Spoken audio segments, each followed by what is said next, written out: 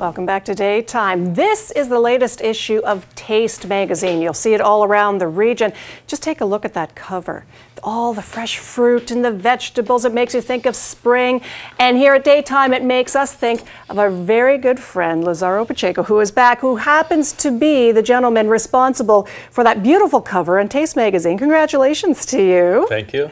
That's wonderful. It looks absolutely beautiful, and you've done almost the recreation of it for us here today. Yeah, I make very close to the cover. You know, you are so mild-mannered about the work that you do, Lazaro. When we see fruits and vegetables this time of year, we think, yum. When you see fruits and vegetables, you must think, okay, what can I make with that? What could I carve? What could I design? That's what I do when I go to San Jacob's Market. I look at the fruits and the vegetables, and the people thinking, oh, this guy is crazy. This guy is crazy. But I look at the fruit and put it in my head, and I say, with this I can do this, with this I can do that. You know, it's interesting because I look at the work that you're doing, and it's kind of the equivalent to me of what a wood carver would do. You know, carving those intricate designs. Except in your case, when you're carving, you know, if something goes wrong, I guess we can eat it afterwards. It doesn't happen with wood. Yeah. But because you're working with perishables, you're on a very tight timeline when you're designing something, first of all, and then it only lasts so long. Take hours sometimes. I bet it does. Because I'm looking at this, and I know this you had to start creating this morning. Yeah. Very early this morning for the show. So for a design like this, or for the cover of Taste magazine, how long? Any idea the number of hours it would take? Taste magazine was about 2 days. Wow. Not a full days, but you know, few hours every day. So when you're coming up with creations, I know weddings are a popular choice when people are contacting you about, you know, coming up with a creation for them, or for, you know, a corporate function or something. You really have to be very cognizant of the time so that you can have it prepared just on time. Yeah. But the other thing I guess you have to think about is what's available. You know, you've got to start. Depend on the season. Exactly. Sometimes I don't have the fruit I need for, and I have to change my projects. So you can come up, I guess, with a preliminary design. Yeah. But after that, it all depends on when you go out to the farmer's market or when you're walking around, what's there, what's fresh, what looks great. What is good for decoration to make roses, and not even the new vegetables. I looking for sometimes brand new ones. Like I never do things with that, so I try it. Which is interesting for you because you come from Cuba, yes, and you moved to Canada 15 years ago. I remember you saying that when you came to Canada, all of a sudden you saw a lot of produce that you had never seen before. So as a fruit carver, that had to make your eyes go, wow. You know? Yeah, that's amazing for me. We don't have much fruit, but here there's a lot of fruit, and my imagination flow all over the place.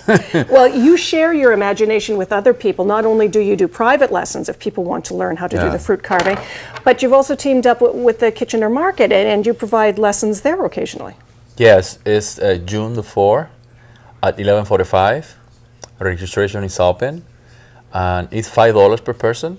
I think it's something very cheap to learn things like this. Now, don't think you're going to be coming away making one of these on your first attempt at fruit carving, but you'll be showing them the basics on what how they can start to carve the fruit, and maybe get a little bit of your imagination and eye. I'm going to try to get a little bit of your imagination and eye right now. You have, we'd call it a cantaloupe or a muskmelon here, okay? So we're going to try to make a rose. So we just cut 1 inch down. Okay. And run. See, and already I'm looking at it going, a rose? Yeah. Really? But you've already done one that's incorporated in with the sculpture that you've brought here today.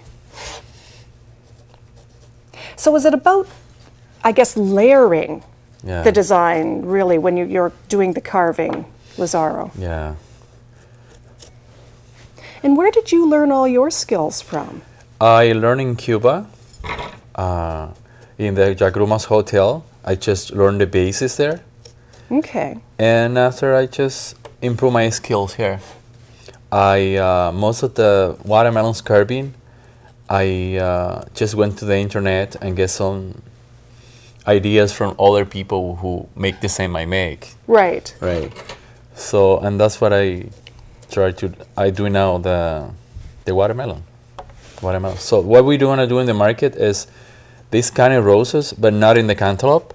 Okay. We're gonna do it in the like a mini watermelons. They are on sale now in the grocery store. Okay. So everyone, you're gonna enjoy my class. You're gonna have a baby watermelon, and they're gonna follow my steps, doing the roses. That's what we're gonna do.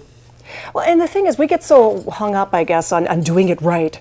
It's got to be exact. It's got to be like that. But, you know, you can be a little, everybody's open to interpretation, I guess. Yeah, you can make mistakes, but that's fine for beginners, right? Because you eat it when you're done. You know? Not so even, it doesn't matter, Lazaro. Yeah, that's not, this is a special knife I use for. Okay. But in the market, we're going to use a potting knife, and not even I can try to do the roses with a potting knife like everyone do.